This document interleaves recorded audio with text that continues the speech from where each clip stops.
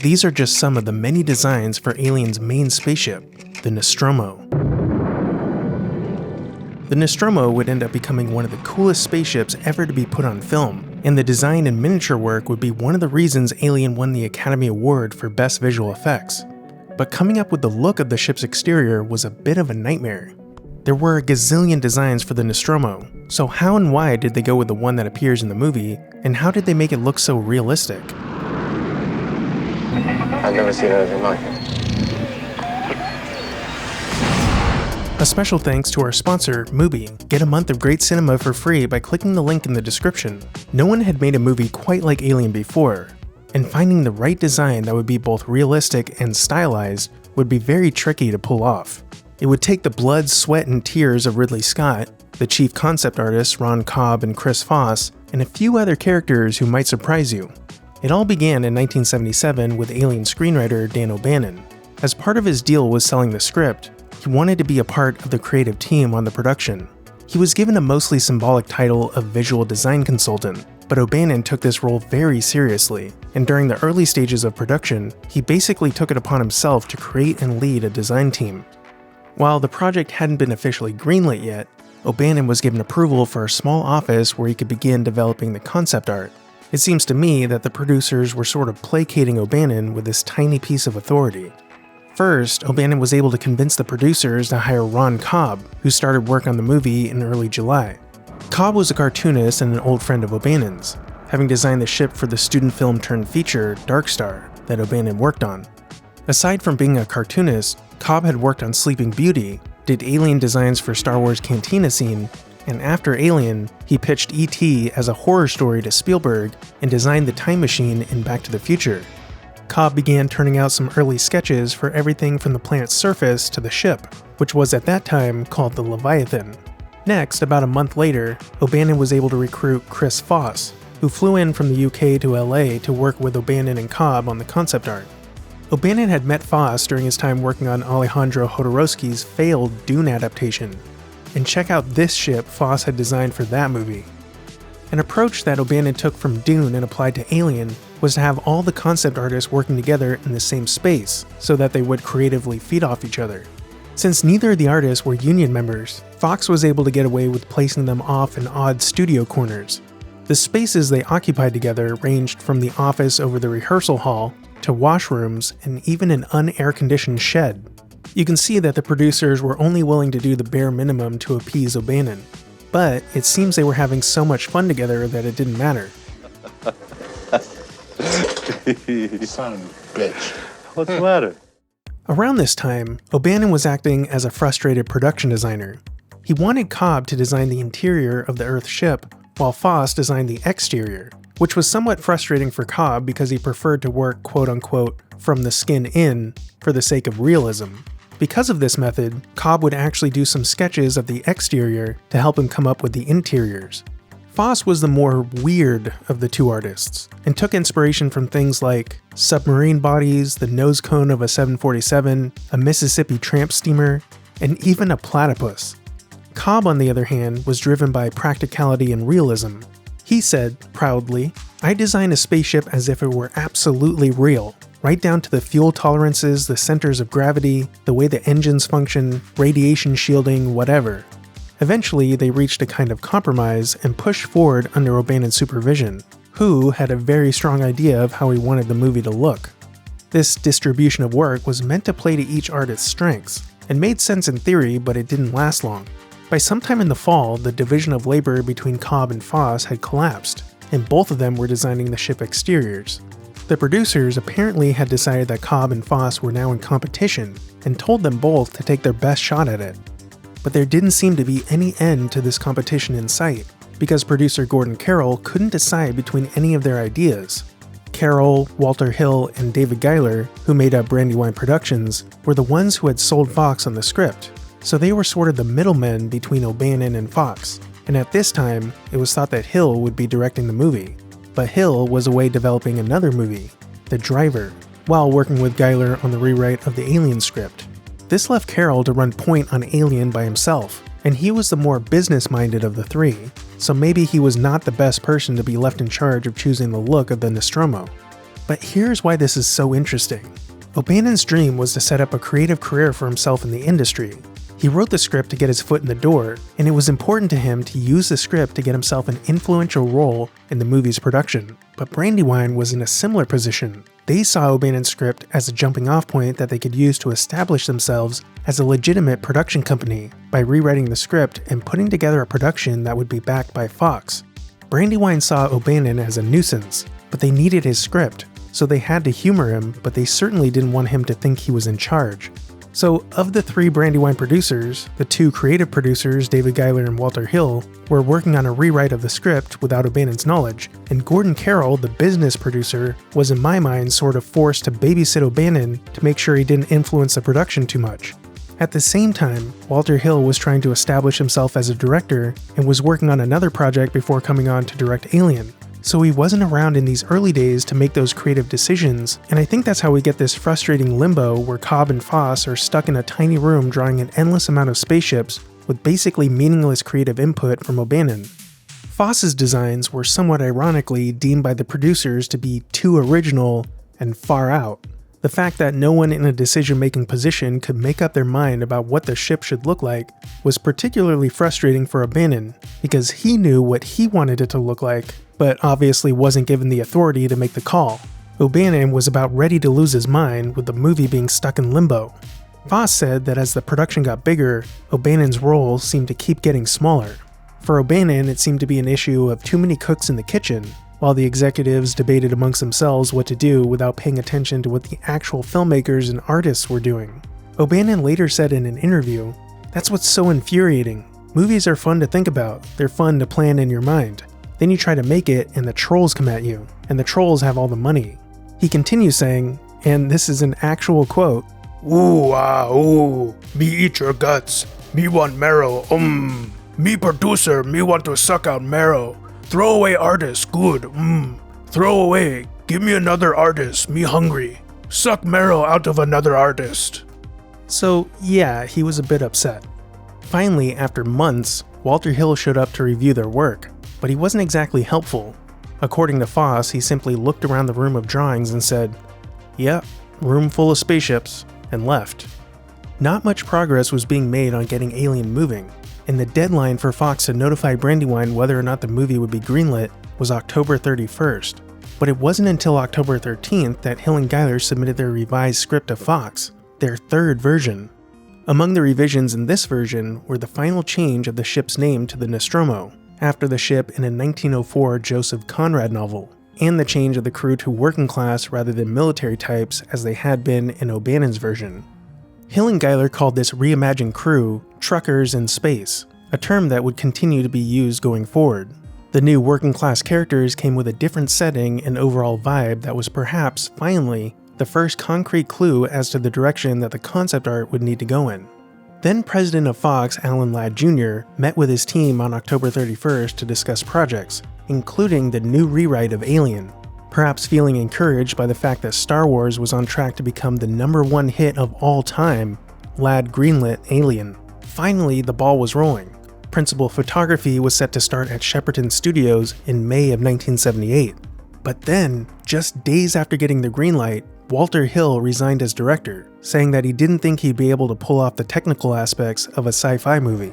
So the movie finally had a shoot date, but no one to shoot it, and Alien went back into limbo. It would be almost 3 months before they found a replacement director. Ridley Scott was hired in late January of 1978. Scott soon visited Cobb in the art department, but he paid a lot more attention than Hill had. Scott was very impressed with Cobb's work, though he felt it had too much of a sleek NASA look. He wanted to push it further into something more fantastical. I believe that by this point, Chris Foss had left the project. He returned to England at some point after it was decided that the movie would be shot there, and worked for a few more weeks before moving on. Scott said that Foss's designs were interesting, but they all tended to look alike. Apparently, very few made it into the final film. So, Scott himself got involved in the design of the ship. Walter Hill would later say that this made sense given Scott's background as a graphic artist himself, and that many of the movie's visual elements originated with him. Scott had a clear idea of what feeling he was going for, though he had a hard time communicating this idea, and he felt he needed to, quote, go down there and fiddle with the experts. Scott hadn't seen much science fiction at this point, and what he had seen, he felt had been too similar. The movies that made him realize that there was a possibility for serious quality in science fiction were 2001: A Space Odyssey, and shortly before signing on to Alien, Star Wars, and Close Encounters of the Third Kind. The challenge was to find the right balance of these influences without coming too close to them. Unlike the sleek, clean look of 2001, Scott wanted something old and degraded. He said, "I was looking for something like 2001, not the fantasy of Star Wars. I wanted a slow-moving, massive piece of steel that was moving along in dead, deep silence." Striking this balance wasn't easy, and concept design for the outer Nostromo dragged on. That is, until one day. So, how did they decide on a design? Well, actually, they didn't. It's kind of funny. Brian Johnson, the special effects supervisor, was under pressure to start building the model, and time was running out. The producers were taking too long to decide on a design, and at some point, Johnson got so fed up that he went into the concept design studio, just grabbed a bunch of random drawings off the wall, and brought them to the model shop at Bray Studios, where Ron Hone and Bill Pearson made a small wooden prototype from their favorite parts of the various different drawings. They took the prototype to Ridley Scott, and Scott said, "Looks good, go build it." The prototype design is most closely linked to this Ron Cobb sketch that played off of some of Chris Foss's designs. So the Nostromo design was really a hugely collaborative effort. So the ship we see in the opening images of the movie is actually three different things. The main thing we see from this distance is the refinery that contains the resources that the crew is bringing back to Earth. The Nostromo is a tug ship that is towing the refinery, and under the Nostromo is a small quote-unquote lifeboat called the Narcissus, where Ripley ends up at the end of the movie. The Nostromo itself in the movie is already big. Scott said it's supposed to be like one of these huge Japanese supertankers. So the refinery is hella big. It's supposed to be 200 million tons and 1.5 miles wide. So think of quote, a bus towing the whole of Manhattan Island, or a bicycle pulling along Times Square. The construction of the Nostromo model was done under the supervision of Nick Alder and Brian Johnson at Bray Studios, which wasn't far from where the live-action scenes were shot. Johnson had previously worked on 2001: A Space Odyssey, and both Johnson and Alder would go on to work on The Empire Strikes Back, so they were exactly what Scott needed. 3 Nostromo models were made. There was a 12-inch model that attached to the big refinery model, a 4-foot-long model with light-up thrusters for a couple of shots, and then the main model, which was 11 feet long. This is larger than productions usually do, but they made it this big because Scott wanted lots of close-up shots that would need to be highly detailed. They started the model on a steel frame and built it out with wood, and then added all of the details with parts from various plastic model kits. Several changes were made to the Nostromo model after its initial construction was completed. Bray shop worker Dennis Lowe had spent a couple of months rigging the model with neon strips and spotlights, similar to the mothership from Close Encounters, that were sequenced by using motorized rotary switches. As you can see, it was pretty elaborate. But when Scott came over after shooting at Shepperton Studios, he decided to scrap the lights. Maybe it was getting a little too similar to the ship from Close Encounters. A lot of things changed when Scott had the chance to be more hands-on in supervising the model shots. The first iteration of the model was painted yellow, because it was more of an industrial color. They actually started filming the Nostromo model with the yellow color while Scott was shooting the principal photography.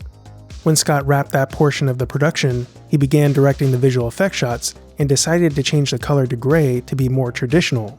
They threw out the previous footage and started over. The first sequence, we had a shot which was done by Dennis Ailing, who photographed it, and the Nostromo, the yellow Nostromo, came in overhead, and there were and the planet artwork was rotating underneath your planet artwork on the dome projection, and then the twin suns came up, and I remember Brian Johnson, and we're sitting in the rushes, the little Bray Studios rushes, and Brian was sitting, with his arms back like this and his feet up. He said, "I think we've cracked it, lads." Famous last words, because of course, Ridley changed everything. But there were no hard feelings from the crew for having to do things over. They liked Scott, and were happy to support his vision. It seems, too, that Scott's revisions weren't in any way motivated by dissatisfaction with the quality of the work. Scott explained that because Johnson and the rest of the Bray crew were separated from the live-action units, they were working out of context with the rest of the movie. Scott could only look at rushes of the miniatures while he was working on the main action, which wasn't ideal. So in order to give the movie a cohesive look, he felt he needed to be heavily involved with the models, even shooting them himself. Scott's concept, particularly for the refinery, was Victorian Gothic, but made of the pipes and spires of an actual oil rig. At some point, the term Battleship Bismarck in space came to be used to describe the detailing of the model. And get this, since Johnson was working on The Empire Strikes Back and Alien around the same time, he actually made the circular clamp that attaches the refinery to the Nostromo out of some spare R2-D2 feet. It was actually Scott who designed the overall look of the refinery. He knew he didn't want it to have a conventional shape, so he sketched out the shape he wanted and gave it to the model makers. He initially drew it upside down, with the thought that it would be like an inverted cathedral, but he later realized this shape was a bit too similar to the mothership in Close Encounters of the Third Kind, so he altered it. One of the reasons that he didn't want a typical shape for the refinery was that he imagined that the machine would be 50 to 60 years old, with new parts being added on top of the old ones through the decades. And he even thought about having the ship covered in some kind of space barnacle or seaweed, or space weed if you will, but of course decided it would be too illogical. All in all, they went through many ideas before arriving at the final design. Ron Cobb estimated that they probably threw out as many ideas as they used, including much of his and Chris Foss's work. According to Nick Alder, the main Nostromo model was 8 feet long, representing 800 feet long in the story. Johnson, however, said that after Scott's numerous tweaks, the model grew to be 11 feet and weighed 1/4 of a ton. And in addition to the main model, they also had separate models for the Nostromo's underside and the refinery. The shots of the Nostromo landing on the planetoid are some of the most convincing I have ever seen. Of course, it's easier to make something look real when you can't see it very well, but I'm blown away by how much more realistic it looks than anything I've seen in the past decade. It was built on a steel frame so that they could use a forklift to lower it from either side. As the Nostromo sinks, it's just a dolly craning up in a smoke room. So none of this is CGI, it's all just literally shot. It always bothered me that the lights underneath, that we couldn't get in a straight line. And that drove me crazy, but eventually we had to shoot. We shot in and got in close on the Nostromo. Cheated like hell because I was giving it atmosphere. The experts are saying there is no atmosphere. I said there is in this film. Otherwise my model looked like not good. For the shot of the Nostromo landing, they actually attached a lighting rig to the bottom of the model because Scott wanted more light. For the landing jets, they first used Freon gas, which apparently looked fantastic, but the crew discovered that would be bad for their lungs, so they switched to carbon dioxide. Special effects supervisor Nick Alder was very proud of the special techniques they developed. It was explained that they didn't use traveling mats or blue screen backings for several reasons, a significant one being that the rest of the movie had been shot in such low-key lighting. It would have been jarring to cut from the moody interior to a bright, high-contrast exterior shot, and traveling mats couldn't be done in low lighting. Instead, they used rotoscoping, which involved taking a sequence frame by frame, making line drawings, then hand-painted mats and shooting them in high contrast to actually create their own very tight mats and their eventual effects. The miniatures were actually shot even grainier than the rest of the movie, in order to heighten the dirty, corroded look of the ship. The shooting of the models went on until the very last minute of production. Scott had his editing rooms at Bray Studios, so he was editing the movie while it was being shot and could quickly see when something could be improved. Some of the miniatures were shot several times before Scott finally said, "Good enough." After production, the model was sent to the United States as part of the publicity campaign. They had the model, as well as other props and costumes from the movie, on display when the movie premiered at the Egyptian Theater. Afterward, the model, quote, made its way into a private collection and was in storage for a number of years, until going up for auction in 2020. It had been improperly stored and was in bad shape by the 2000s. The prop store did a highly detailed restoration with help from veteran model makers. When the prop store got their hands on it, they actually found 2 possum skeletons inside. The auction listed the price between $300,000 and $500,000, but the auction closed with no winning bid. Check out this episode's bonus video on the story behind the Narcissus, the small ship Ripley escapes in, and how the model makers literally only had a painting of the backside to base the model on.